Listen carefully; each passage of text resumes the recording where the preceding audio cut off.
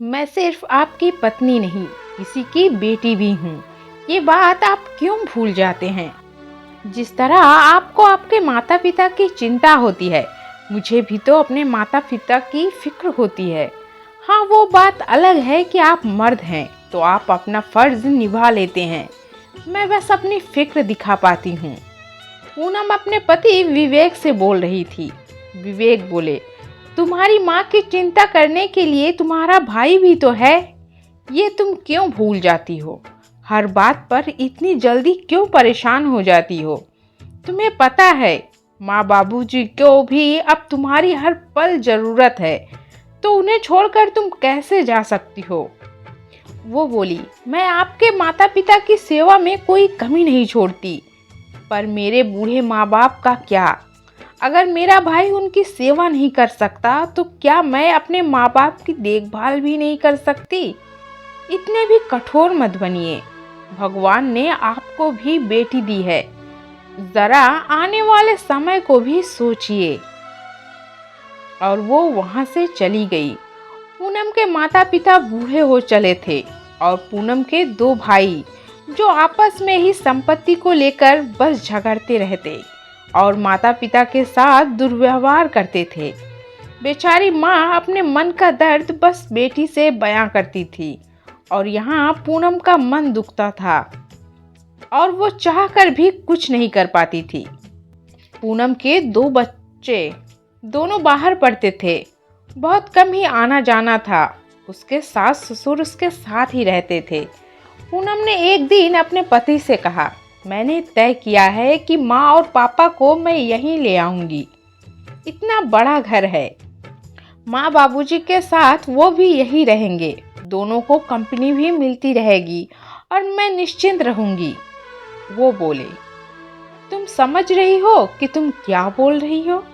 ये दोनों तो तुमसे संभलते नहीं और तुम उन लोगों को बुलाकर रिश्तों को उलझा रही हो और अपना बोझ बढ़ा रही हो।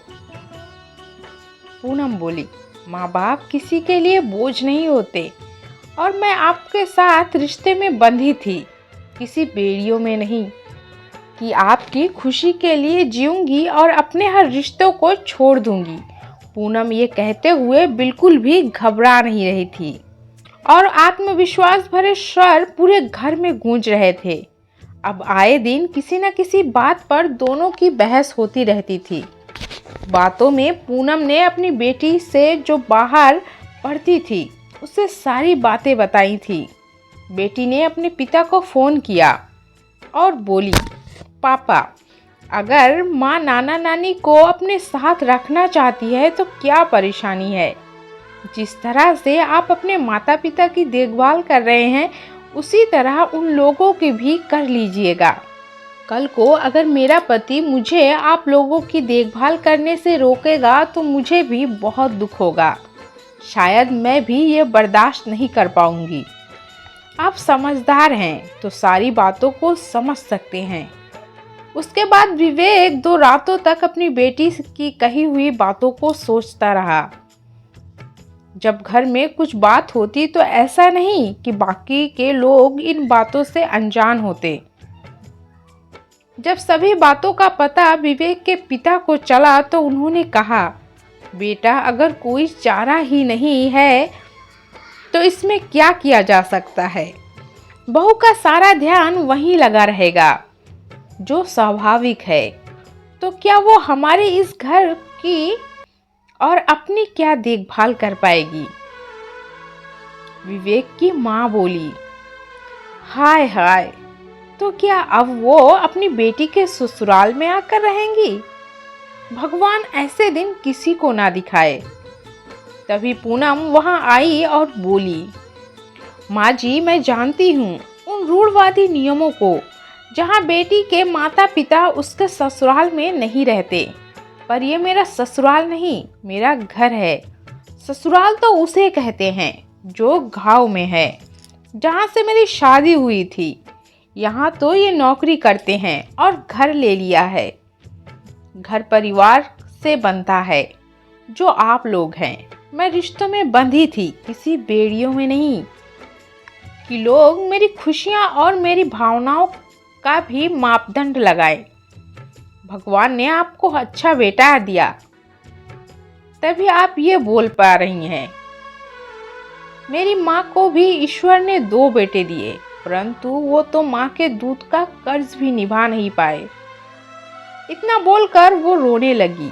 सभी ने बैठकर बात विमर्श किया और ये समाधान निकला कि पूनम के घर के सामने वाला फ्लैट उनके माता पिता के लिए लिया जाएगा, ताकि पूनम दोनों परिवारों की देखभाल एक साथ करेगी और संबंधों में भी एक दूरी और समान रूपी प्यार भी बना रहेगा। बेटी के माता पिता अपनी बेटी के घर जल्दी रहना नहीं चाहते हैं। बड़ी मुश्किल से माता पिता को मनाकर पूनम शहर में लेकर आई। पिता को पेंशन मिलता था तो वो किसी पर निर्भर नहीं थे, परंतु मन के दुख को वो किसी से बयां नहीं कर पाते थे। समाज के रूढ़वादी बेड़ियों को तोड़कर एक पिता अपनी बेटी के पास रहने आए तो बेटी ने खुले दिल से उनका स्वागत किया और अपनी बेटी होने का फर्ज निभाया। लड़की जब शादी करके किसी परिवार से बनती है तो अपनी आज़ादी और अपने रिश्तों का सौदा नहीं, बल्कि उन्हें जीती खुशी से डोर में बांधती है, ना कि बेड़ियों में। उसकी मन की भावनाओं को भी समझे और अपने माता पिता के जैसे ही अपनी पत्नी के माता पिता को भी समझे। इससे संबंधों में प्यार और समर्पण की भावना जागती है, जो हमारे समाज के लिए एक अच्छे उदाहरण को जागृत करता है। अगर बहू अपने सास ससुर की सेवा कर सकती है तो अपने माँ बाप की क्यों नहीं। अपने घर में इतनी आज़ादी तो होनी चाहिए कि वो अपने माँ बाप को कुछ दिन अपने पास रख सके, और अगर आदमी चाहे तो उनकी पत्नी उनके माँ बाप की सेवा करे।